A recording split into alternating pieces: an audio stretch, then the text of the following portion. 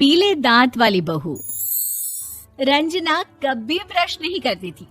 उसे कितनी बार उसके माँ बाप ने डांटा, लेकिन उसका कोई असर उस पर होता ही नहीं था, जिस कारण से उसके दांत पीले पीले हो जाते हैं। शादी के बाद। अरे बहू, वैसे तो तुझ में कोई कमी नहीं है, पर तेरे दांत इतने पीले कैसे हैं बेटा? कैसे मतलब? कोई सर्जरी थोड़ी ना कराई है। वो तो क्या नाम, मैं ब्रश नहीं करती थी तो पीले हो गए। अब क्या करूं? आप कहें तो लाल करवा लूं या फिर काले? यार ये क्या है, क्यों माँ से लड़ रही हो? लड़ रही हूँ? अरे मैं लड़ रही हूँ या ये बोल रही है कि दांत पीले हैं, पीले। अरे तपस्या थोड़ी ना की है इन्हें पीले करने के लिए। बकायदा ब्रश नहीं किया है 20 साल तक, तब जाकर। छी, कैसी बात कर रही हो? ये उस वक्त तो पीले नहीं थे जब हम लोग तुम्हें देखने आए थे।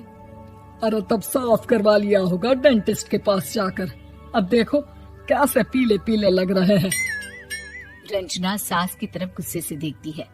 फिर शुरू हो गई पीले पीले पीले। अरे पीले तो तब भी थे जब मेरे हाथ का रसगुल्ला उड़ा उड़ा कर खा रही थी और बोल रही थी, लड़की नहीं गुणों का खजाना दे रहे भाई साहब आप। खैर, अब वो लोग करते भी तो क्या करते, पीले दांत वाली बहू पल्ले पड़ी थी तो झेलना तो था ही। एक दिन कीर्तन में रंजना गाना गा रही थी।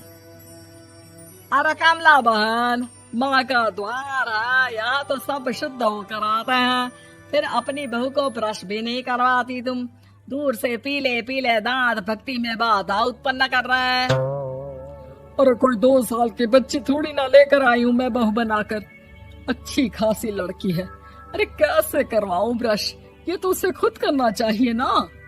अब माँ बाप तो इसके जैसे तैसे निपटा दिए, ये नहीं सोचा कि सास कैसे संभालेगी। सास बहू को लेकर घर आ जाती है, लेकिन सोच लेती है कि अब इसे लेकर कहीं नहीं जाएगी। अगले रोज बहू कहती है, अरे क्या हो गया, मंदिर नहीं जाना क्या? कीर्तन का वक्त हो रहा है। मेरी मधुर वाणी से कान्हा जी जागते हैं और सोते हैं। आप तो जानती है ना उनकी भक्ति में कितना मन लगता है मेरा। वो क्या है ना, तबीयत ठीक नहीं लग रही है मेरी, आराम करूंगी मैं। तबीयत ठीक नहीं लग रही? अभी तो मिथुन के गाने पर नाच रही थी आप, और अब बोल रही है कि तबीयत ठीक नहीं लग रही। अरे भक्ति में मन लगा लो सासू माँ, ऊपर जाना है, क्या मुंह दिखाओगी आप? हाँ? सास को बहू की बात पर गुस्सा आ जाता है। मैं क्या मुंह दिखाऊंगी, इसकी चिंता तो ना कर, समझी? अपने मुंह की चिंता कर, जो ये पीले पीले दांत लेकर हर जगह पहुंच जाती है। पता है लोग कितना मजाक बनाते हैं। ना जी ना, मैं नहीं जाना कहीं तेरे साथ। तो ये बात है। कोई ना, मत जाओ, मैं अपने कमरे में ही बैठकर भक्ति कर लूंगी। ऊपर वाला दांत थोड़ी ना देखता है, मन देखता है, भावना देखता है। और अरे बस बस, तू सब कुछ दिखा, बस ये सफेद चमकदार दांत ना दिखाना किसी को, है? जा यहाँ से। बहू को सास की बात का कोई फर्क नहीं पड़ता, वो तो जैसी थी वैसी ही रह जाती है। सुबह नहाकर किचन में खाना बनाना, फिर खाना खाना, कीर्तन भजन करना और सो जाना। एक दिन, माँ जी मैं सहेली के घर जा रही हूँ, शाम को लेट आऊंगी। हाँ, तो जाना, मैंने कौन सा तेरी आरती करनी है घर पर बैठकर। रंजना सहेली के घर जाती है, जहाँ वो पार्टी में जाने की तैयारी कर रही होती है। अरे शिखा, कहाँ जाने की तैयारी कर रही है? मैं गलत वक्त पर आ गई क्या? अरे नहीं यार, उल्टा सही वक्त पर आई है। मैंने ये साड़ी और ज्वेलरी निकाली है यार, शाम को इनके ऑफिस की एक पार्टी में जाना है। बताना कैसा लग रहा है ये सब? नहीं यार, इस ड्रेस के साथ तो वो वाली ज्वेलरी अच्छी लगेगी। हाँ, सही बोल रही है, मैंने ध्यान ही नहीं दिया। वैसे तो हमेशा से मस्त फैशन सेंस रखती है। तो बड़ा जाती होगी ना पति के साथ पार्टी में। रंजना कुछ नहीं बोलती, बस सोचती है कि यार काश ये बात सही हो जाती, पर मैं क्यों नहीं जाती पार्टी में? क्या इन लोगों की कोई पार्टी होती नहीं होगी? रंजना घर आती है और रात में पति से सवाल करती है, एक बात बताइए, आप मुझे किसी पार्टी में क्यों नहीं ले जाते? क्या आपके यहाँ ऑफिस में पार्टी नहीं होती? पति बेचारा क्या कहता कि दांत पीले हैं तुम्हारे इसलिए। अरे कोई पार्टी होती नहीं हम लोगों के ऑफिस में, तो कहाँ से लेकर जाऊं? और मार्केट, मॉल, कहीं वीकेंड घूमना, कहीं तो। अरे यार सारे हफ्ते में एक छुट्टी मिलती है, तो सोचता हूँ कि आराम ही कर लूं। क्यों? रंजना मन मार के रह जाती है। पहले कभी सास के साथ मंदिर जाया करती थी, लेकिन वो भी सास ने ले जाना बंद कर दिया। घर बैठी बैठी रंजना बोर हो जाती है। तभी उसे आइडिया आता है और वो मायके जाने का सोचती है। सासू माँ, 2 दिनों के लिए मम्मी के घर जा रही हूँ। अच्छा अच्छा ठीक है, आराम से जा।